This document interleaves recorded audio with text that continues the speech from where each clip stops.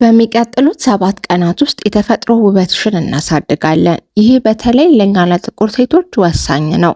ስለዚህ የከንፈር ቀለም መቀባት፣ የፀጉር እንክብካቤና ቆዳችን ጤናማና የሚያብረቀርቅ ሆኖ ለመቆየት የሚያስችሉ እውነተኛ ነገሮችን እናወራለን። በአንድ ሳምንት ግሎ እንድታደርጊ የሚያደርጉ ወሳኝ ነጥቦችን እንመለከታለን። ይሄ ስለ ብሩህ ገጽታና በራስ ስለመተማመን ነው።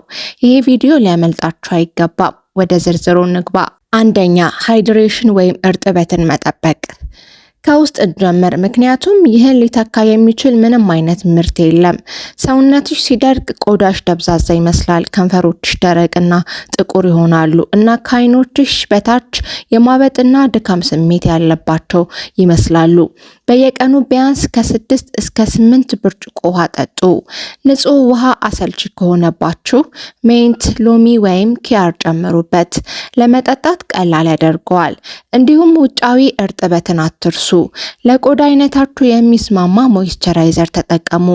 ቆዳችሁን ከታጠባችሁ በኋላ ደረቅ ያለ ስሜት ከተሰማችሁ ሞይስቸራይዘር እየጠበቀ ነው ማለት ነው። ሞይስቸራይዘር ቃል በቃል የፊታችሁን ብርሃን መሰረት ነው።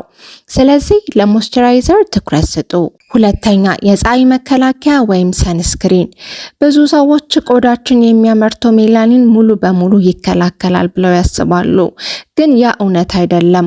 አዎ፣ ተፈጥሯዊ ሜላኒን የተወሰነ መከላከያ ይሰጣል፣ ነገር ግን ፀሐይ ጥቁር ነጠብጣቦችን፣ ያልተስተካከለ የቆዳ ቀለምን፣ የከንፈር መጥቆርን፣ ያለ ጊዜ እርጅናን ሊያስከትል ይችላል። ግሎ ለማድረግ እየሞከራችሁ ነገር ግን የፀሐይ መከላከያን እየዘለላችሁ ከሆነ በየቀኑ ቆዳችሁን እያበላሻችሁት ነው። ኤስፒኤፍ ከ30 ወይም ከዛ በላይ ያለው ፀሐይ መከላከያ ተጠቀሙ። በቤት ውስጥ ብትሆኑም እንኳን የፀሐይ ብርሃን አቅራቢያ ላይ ስትሆኑ የፀሐይ መከላከያችሁን ተጠቀሙ። በአንድ ሳምንት ጊዜ ውስጥ ይህ ብቻ የቆዳ ቀለማችሁ የበለጠ ተመሳሳይ እንዲመስል ሊያደርግ ይችላል። ሶስተኛ፣ የከንፈር ቀለም። ስለ አንድ በጣም እውነተኛ ነገር እንነጋገር፣ የከንፈር ቀለም። በተለይም በሜላኒን የበለጸገ ቆዳ ስላለን የከንፈር ቀለም ጠቆር ማለት የተለመደ ነው። ነገር ግን ከንፈሮቻችሁ ከምትፈልጉት በላይ ጥቁር የሚመስሉ ከሆነ ኤክስፎሊሽን ለዚህ ይረዳል። ስኳርና ማር ቀላቅሉ። ከዛ ከንፈሮቻችሁን ለ1 ደቂቃ ያህል በቀስታ ማሳጅ አድርጉ። ይሄ የሞተን ቆዳን ያስወግዳል፣ የደም ፍሰትን ያሻሽላል እና ከጊዜ በኋላ ከንፈሮቻችሁ ለስላሳና ጤናማ እንዲመስሉ ያደርጋል። ወዲያውኑ ሮዝ ከለር ላይኖራችሁ ይችላል፣ ነገር ግን በተፈጥሮ እየተሻሻለ ለውጥ እያመጣ ይሄዳል። ግን በጣም ተጭናችሁ በኃይል እንዳታሹት፣ ከንፈሮች ለስላሳ ስለሆኑ ይጎዳሉ። አራተኛ፣ የከንፈር ማስክ መጠቀም። እርድ ተፈጥሯዊ ጥሩ ባህሪያት አሉት። ወተት ደግሞ ላክቲክ አሲድን ይዟል።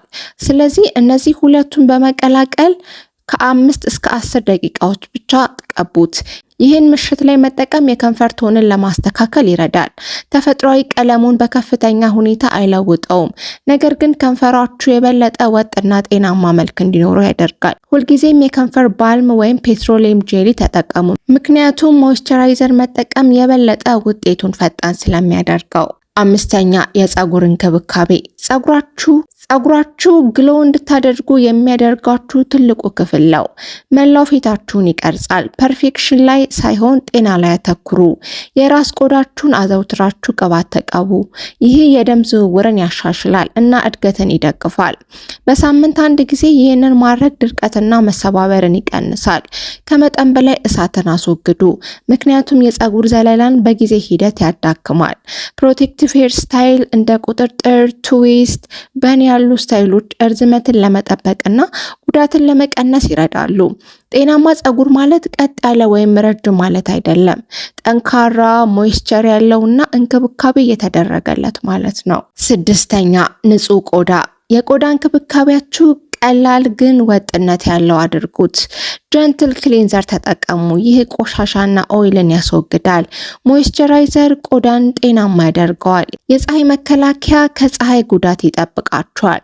ጥቁር ነጠብጣቦች ካስቸገራችሁ እንደ አሎቬራ ያሉ ተፈጥሯዊ መፍትሄዎች ቆዳን ለማረጋጋትና ቀስ በቀስ ለማሻሻል ይረዳሉ። ምርቶችን በየቀኑ አትቀያይሩ። ቆዳን ለማስተካከል ጊዜ ይፈልጋል። ከ7 ቀናት በላይ ወጥነት ያለው መሆን ቆዳችሁ የተረጋጋና ለስላሳ እንዲሆን ያደርገዋል። 7ኛ ፊታችሁ በተፈጥሮ ግሎ እንዲያደርግ አድርጉት። ይህ ግሎ እንድታደርጉ ማድረጊያ ቡስተር ነው። ማር፣ ትንሽ እርድና እርጎ ቀላቅሉ። ማር ሞይስቸር ያደርጋል፣ እርድ ፊትን ያበራል፣ እርጎ ፊትን ያጸዳል። ከ10 እስከ 15 ደቂቃዎች ፊታችሁ ላይ በማቆየት ታጠቡ። ለጥቂት ጊዜ ከተጠቀማችሁ በኋላ ቆዳችሁ ለስላሳና የበለጠ ብሩህ መሆን ይጀምራል። ቆዳችሁ ቆንጆ የሚባለው ቀለሙን ስለቀየረ ሳይሆን ጤናማ ሲሆን ነው። 8ኛ እጆችና ጥፍሮች እንክብካቤ። ሰዎች ከሚያስቡት በላይ እጆችን ያስተውላሉ። ደረቅና ሻካራ እጆች ፊታችሁ ጥሩ ቢመስልም አጠቃላይ ገጽታችሁን ሊነኩ ይችላሉ። በተለይም እጃችሁን ከታጠባችሁ በኋላ በየቀኑ ሞይስቸር አድርጉ። ቆዳችሁ ንጹህ እንዲሆን ትንሽ ዘይት ከትክሎቻችሁ ላይ ተቀቡ።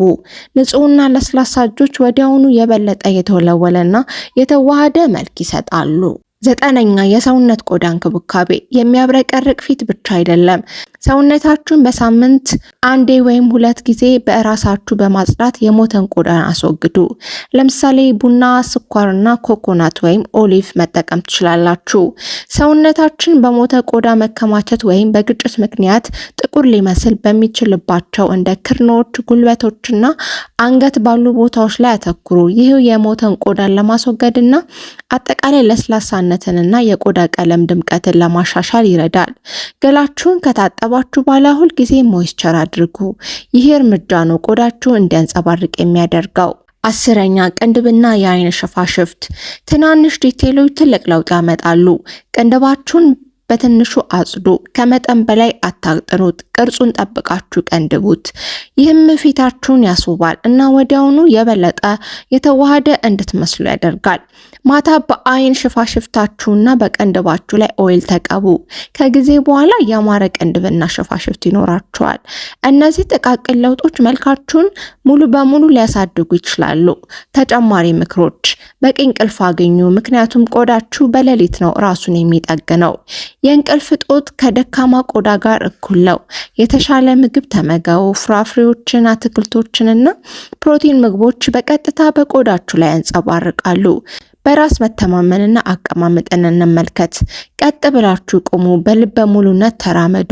ይሄ ብዙ ሰዎች እንዴት እንደሚመለከቷችሁ ይለውጣል። ያልበዛ ሜካፕ አድርጉ። ባህሪያችሁን ከመሸፈን ይልቅ በማሻሻል ላይ አተኩሩ። ብሩህነት ማለት ቀለል ያለ ቀጭን ወይም ሌላ ሰው መሆን አይደለም። ጤናማ መሆን በራስ መተማመንና ራሳችሁን በተከታታይ መንከባከብ ማለት ነው። ለ7 ቀናት ጥረት ለራሳችሁ ስጡ። ግሎ ስታደርጉ ይታወቃችኋል። አስቀድሞ ቆንጆ ናችሁ። ይሄ የምታደርጉት ማሻሻያ ደግሞ ቁንጅናችሁን የበለጠ ይጨምረዋል። አብራችሁኝ ስለነበራችሁ ከልብ አመሰግናለሁ።